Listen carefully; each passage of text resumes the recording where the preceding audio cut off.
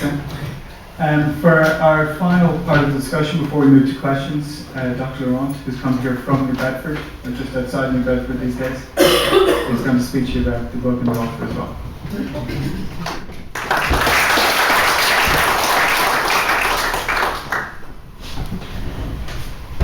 It's nice to see so many of you here, and in a way I like being what they call in American baseball the cleanup hitter, because I can kind of riff off some things that people have said earlier, try to tie some things together. The three things I really wanted to talk about, well, they're actually about 300, but I thought 3 would be a nice magic number, are the language again, and in fact the passage that Tim read is perfect because it ties into another theme that I find very prominent in Moby Dick and Melville's other writings, and that is socio-political, historical, cultural themes,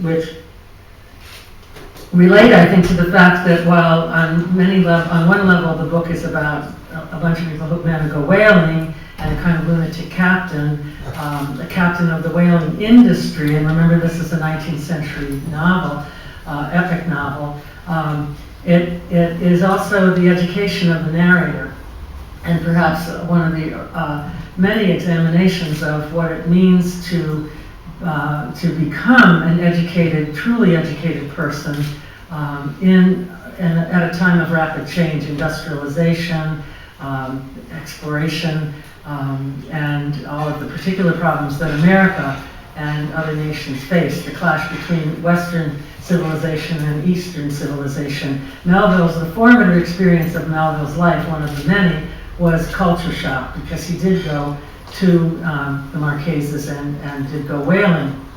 So to continue the description of the Pequod, what I as an Americanist find so interesting is the description of the Pequod, which has whale teeth in the gunwales. It's an absolutely imaginary ship. It has a wigwam on the deck and whale's teeth, and it's described as she was apparelled like any barbaric Ethiopian emperor, his neck heavy with pendants of polished ivory. She was a thing of trophies, a cannibal of a craft. This is right after the allusion to Thomas à Becket, who, of course, was betrayed and killed. So there are many, Melville embeds many historical and literary, scientific allusions in his text, as well as building his language on the great tradition of English prose, namely Shakespeare and the other writers, Sir Thomas Browne, etc., and the King James Version of the Bible. The year before he started Moby Dick, he read the Bible from beginning to end. His father-in-law gave him a large print edition of the Bible, and he had a touch of scarlet fever as a boy, and so he had weak eyes actually at a time when there was they read by candlelight and kerosene light or whale oil lamps. So his eyes were a bit weak, and he read voraciously, and everything he could get his hands on. He was, and so he refers to the Pequod as a cannibal of a craft, tricking herself forth in the chased bones of her enemies.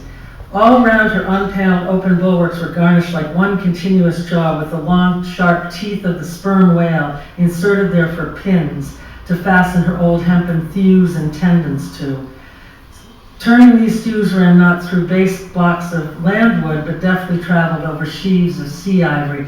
His poetic language in this book is really extraordinary. The use of alliteration of very layered allusions, the cadence of English prose, of the great style of English prose. Much of this, many passages translate into Shakespearean blank verse, or blank verse in general.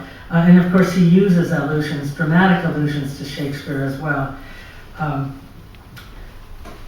All round her unpaneled open bulwarks were, scorning a turnstile wheel at her reverend helm, she sported there a tiller, and that tiller was in one mass curiously carved from the long, narrow lower jaw of her hereditary foe. Her name was taken from the celebrated name of a celebrated tribe of Massachusetts Indians, now extinct as the ancient Medes. They're not quite extinct. There are still some in Connecticut, and they have a fabulous museum and research center paid for actually by casino winnings. Such are the ironies of American history. So these allusions to the Pequot as a kind of almost a memorial, a floating memorial to the indigenous peoples of the American continent who were virtually exterminated by the settlers, are really one of the many, many strands in this book. This at a time when people were talking about how the natives vanished to make way for the superior civilization, a civilization Melville referred to as snivelization. And so we get really a critique and a satirical look at some of the pretensions of American exceptionalism that led America to violate its own early charter not to be an imperialist nation and to go into places like the South Seas and ultimately Hawaii and take over in the name of progress. So I find that aspect of Melville really important at a time when the great issue, of course, in American society was the issue of slavery.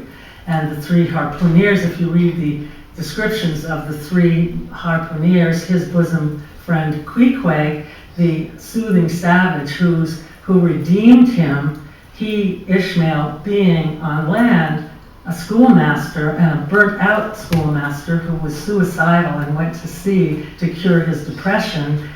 We have the image of this young man really going to throw himself into the jaws of a whale, and then he meets this sort of hybrid savage, Queequeg, who's quite the civil person, and someone whom he grows to admire. Someone, he said, a man can be honest in any sort of skin.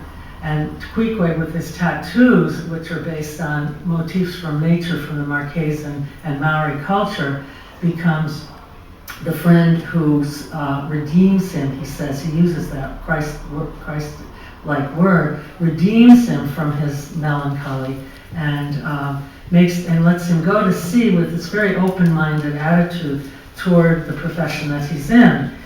Melville also takes many points of view, or Ishmael, the narrator, takes many points of view in the book.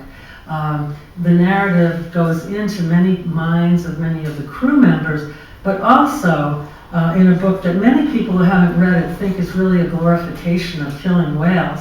Absolutely not. And to follow on what Tim Severin said, that sense of reverence is one of the things that Ishmael gains, because Ahab, who ultimately, of course, destroys the ship and the crew, in his monomaniacal pursuit of the one white whale who, to get the biggest catch of all. And he has the hubris to believe that this whale picked him personally out of the sea to bite off his leg.